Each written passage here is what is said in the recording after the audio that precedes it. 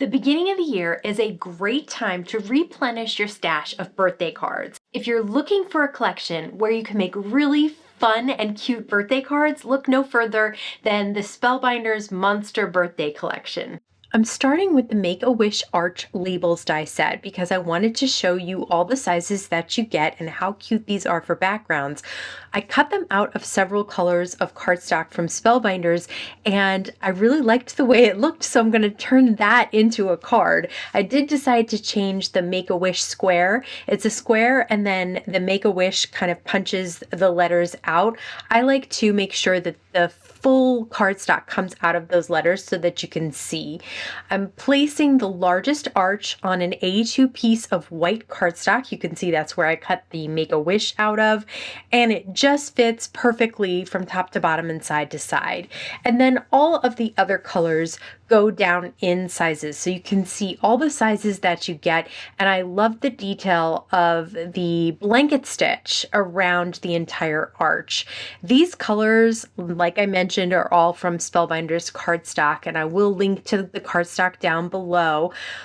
And I just loved these colors together. I thought that they would be perfect for some monster cards, but they really do make kind of a different color combination that is perfect for birthdays, especially if you're looking for a non-pink card. So here I've tied a piece of twine. Now I fold the twine in half and then in half again so that I have several layers of twine, and then just tie a loop around the whole of the tag there. I like the way that looks because it's lots of pieces of twine, lots of texture, and it's really easy to do. I don't have to worry about tying a bow. So I popped this up on some foam tape as the last little piece of this card. Again, I just love all the details of these dies. You can use these on any card that you're creating. Really, they are so versatile. Next up, we'll use the Birthday Balloons die set. This die set is super fun. It comes with all of the numbers that you need, including 0, as well as the little balloon ties at the bottom and a die that creates balloon strings. The little tie has a circle on it. If you place a little bit of liquid glue on the circle and then cover it up with the balloon, your little tie at the bottom will be perfectly placed. The string has a little flat line at the top. If you place the glue on that and hide it behind the balloon, then your string will be perfectly placed as well. And it also makes it easier to add the liquid glue to those spots. There's also a Monster Birthday Sentiments stamp set, and I'll use that here with a little bit of anti-static powder tool and then Versamark ink to ink that sentiment up and stamp it on this bright yellow cardstock that I absolutely love. It just says happy birthday, but there are some monster themed sentiments included in the stamp set as well. I'll pour some white embossing powder on top and shake off the excess, and then just heat set that so that the embossing powder melts and that sentiment really stands out.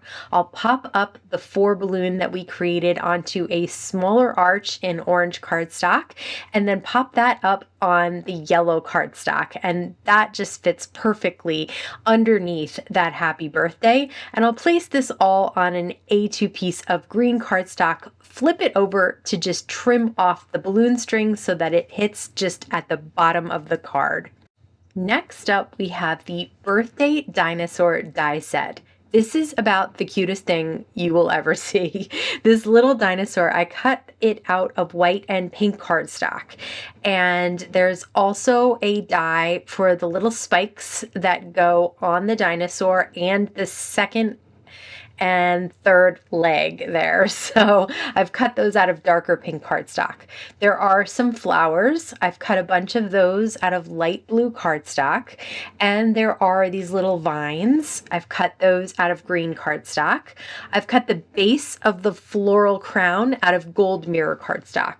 All right, a little bit of liquid glue on the very edge of those little spikes for the dinosaur, and then just place the dinosaur on top so that it covers up all of the straight edges and just the spikes peek out from behind. How cute is that? Now these little legs, one goes next to the back leg and one goes next to the front leg to create the legs behind the legs that you see up front. Okay, next up, the flowers. You can layer them on top of each other, so you have two flowers on top of each other to create that more dimensional look, and you can also add little bits of liquid glue. There are some dots for flower centers, so I cut those out of white cardstock and I'm adding those to the center of my layered blue flowers. Absolutely adorable. The eye, as I mentioned, I cut the dinosaur out of white cardstock for that large white eye, and then cut out of black cardstock for this pupil of the eye. And it just sits right on top and then right in the spot where the dinosaur's eye is. There's also eyelashes if you want to add those. You don't have to. And there are, again, the crowns. So I'm placing the flowers on top of the gold crown and then the little bits of vines behind it so that it all layers up together to sit nicely on the dinosaur's head. Okay, I have the arches again cut out, this time out of a dark pink cardstock and a white cardstock. And I'll be working on that white cardstock, so I've stamped the sentiment, "You are the cutest." I'll pop up my dinosaur on some Spellbinders foam squares, which are just the perfect amount of dimension. And then I can pop up the eye on a smaller foam square as well. The crown also gets popped up and just placed on top of the dinosaur's head, and I decided to add a second sentiment at the top to make sure that it was clear that it was a birthday card. I also added one of the balloons in the same dark pink cardstock. You can see that I used some white gel pen details. Those are traced over some embossed areas on the cardstock that come from the balloon dies. I'll pop that up and place the string. I want it to go right behind the dinosaur here. So I'm going to place the two down, and then what I'll do is I'll just trim the string and then lift up the dinosaur just a touch so I can place the string behind her back. And then the other sentiment says, "Eat cake and celebrate big." Such a cute little dinosaur. I think I would like to make a million more of them. Next up, we have the Dancin birthday monster dies. These are so much fun, and there's several different ways you can use these dies. So I'm showing just this one here. There's a little set of fangs, and there's a little line cut in the face of the dinosaur, so you can slip the fangs inside. I just think that looks so cute, and you can see the other teeth on my glass mat next to the monster there. This monster is going to have one big eye in the center of its head. It has a little belly and it has horns. Now, all of these little accessories can be mixed and matched in a lot of different ways, and I'll show you one other card that I made with this set that looks a little bit different. So if you add a little bit of liquid glue at the base of the horns, you can tuck it right behind the monster's head. There's also a little party hat and a little pom-pom that layers on top. So if you cut the hat die out of two colors of cardstock, you end up with two different party hats. There's also arms for the monster. They can go up like I have them here or down by the monster's side. Here are the dancing legs. So it has a hole in the center. That's where you layer up some foam adhesive. I have about 3 layers of the small squares of Spellbinders foam adhesive.